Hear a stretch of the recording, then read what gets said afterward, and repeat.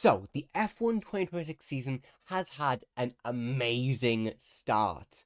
For some, we're going to kind of go over it, and since I'm a bit late, we're going to go over the first two races. So, I might get things wrong, I might not know some things, so just go easy on me. So, let's start off with Australia 2026, and what a really interesting start to the season. As you know, we got a bunch of new regulation changes, with the cars being smaller, lighter, and being powered by a 50/50 hybrid engine, as well as the removal of DRS, with a brand new overtaking mode, which some drivers do like, some drivers don't. Now let's start with the changes to the driver lineup. This season, we saw a lot of change, with Audi Revolut replacing Sauber this season, which has the drivers Nico Hülkenberg and Gabriel Bortoleto, with both team members doing relatively well, with Hülkenberg in 17th and Bortoleto in 14th. But then we also had a brand new team, Cadillac, with Sergio Perez and Valtteri Bottas being the two drivers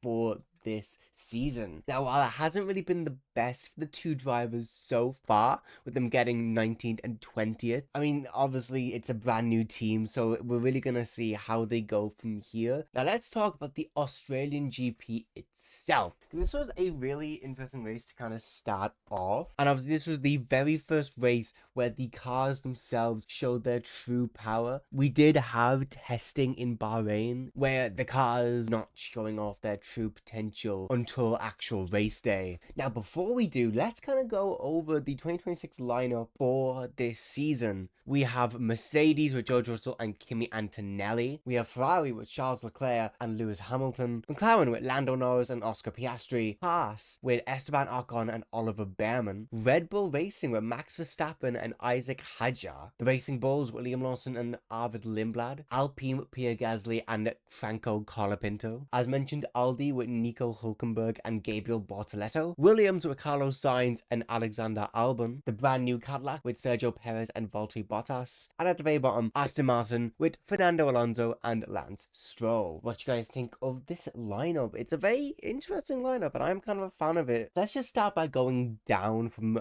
first place all the way down to last. Mercedes look like they're going to be doing a whole year of dominance, with George Russell taking first place in Australia. Kimi Antonelli in second. Both drivers making it to the top two. A 1-2 finish for Mercedes. And we kind of have the same thing here with Ferrari of Charles Leclerc getting third place, getting a podium for himself. And close behind him, Lewis Hamilton getting 12 points. The reigning world champion Lando Norris coming in 5th, and Max Verstappen in 6th, which you'll know is a really, really good place for him, judging by what happened to him during practice. If you don't remember, in Q1, Max had a really bad crash, which put him in 20th place. We have Oliver Behrman taking 7th place for Haas, Arvid Lindblad in 8th, Gabriel Bortoleto in 9th, and Pierre Gasly in 10th. And then going back down the grid, we have Esteban Ocon in 11th, with Albon in 12th, Liam Lawson in 13th, Franco Colapinto in 14th, Carlos Sainz in 15th, Sergio Perez in 16th, and we had a lot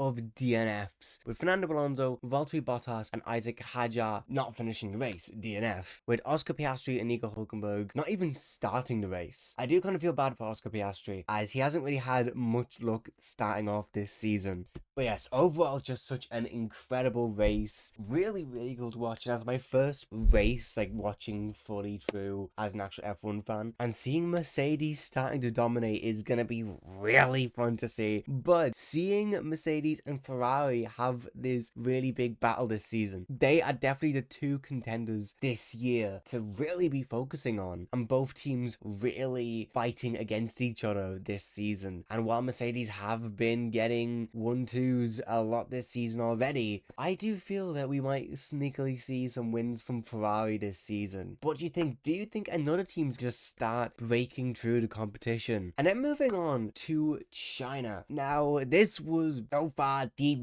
best race out of the two, at least in my opinion. What an incredible race. We had Kimi Antonelli getting his first win for Mercedes. He put up an amazing race, and even starting first in qualifying, he did lose a position for like around a few laps, but he was able to get it back. And just seeing how he is able to push through in these kind of situations, get back his position. And obviously with George Russell coming in second place, this race really was the fight between the Ferrari drivers, with a really intense battle between both of them, Charles Leclerc and Lewis Hamilton. Like, it really felt like they were on two completely separate teams for most of the race, with them both overtaking each other, taking back the position, overtaking. It was so entertaining. 2026 is showing that this is actual racing. This is going to be incredible to watch for the rest of the season. And while both of the Ferrari drivers were battling it out, George Russell showed that he can really have his patience and waiting for his time to sneak through. Like, for a lot of the race, you could just see George Russell kind of just having a front row seat to this Ferrari battle until he was able to make his way past, getting himself into second. And then we had Lewis Hamilton in third, getting his first podium for Ferrari since moving from Mercedes. Then we had Charles Leclerc in fourth after a really intense race, even just between both Ferrari drivers. And this is kind of crazy to see. We have Oliver Behrman for Haas in fifth and Pierre Gasly for Alpine in sixth. We had Liam Lawson in seventh for Racing Bulls, Isaac Hadjar in eighth for Red Bull, Carlos Sainz in ninth, and rounding off the points, we had Franco Colapinto for Alpine in 10th.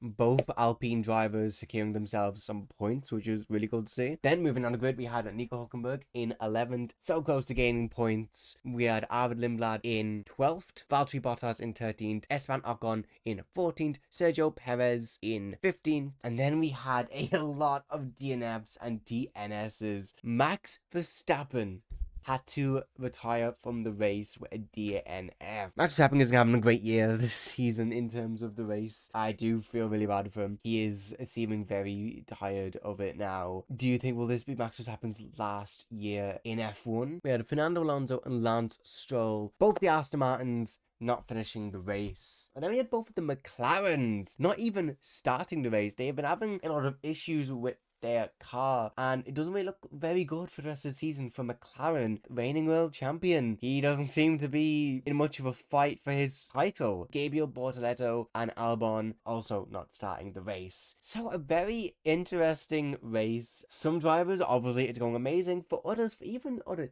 teams, it's not going well at all with Max Verstappen and the McLarens just not really having a good time this season. So it's going to be really interesting to see how both of them go along the rest of the season. Now, I'm currently, by the time I'm recording this, in exactly 1 week, we'll be having round 3, which is going to be in Japan, which I'm so excited for. If you guys want, I will be doing a kind of like a review, my thoughts on the Japan race when it comes out. I'm also going to do it as one big video. If you guys will be interested in that, I know it's a new channel, so it's going to take some time for people to find this channel, but I will definitely keep up with the content. And unfortunately, both of the races in April have been cancelled due to reasons. So then after Japan, the next race is going to be in May. We're going to have a whole month away from the F1 race, which is going to be sad to see, but that just means when Miami comes, it's going to feel much more exciting. So if you guys are excited for that, type in the comments down below. I'm happy to be posting on this brand new channel. It's been something I've been planning for a few months now, and I am really enjoying this season of F1, and you guys are too. Type in the comments down below. Make sure to subscribe, and I'll be doing more F1 content throughout this year, so you're not going to want to miss it. If you're a fan of F1 and you like idiots like me trying to talk about F1, you're going to love it here. So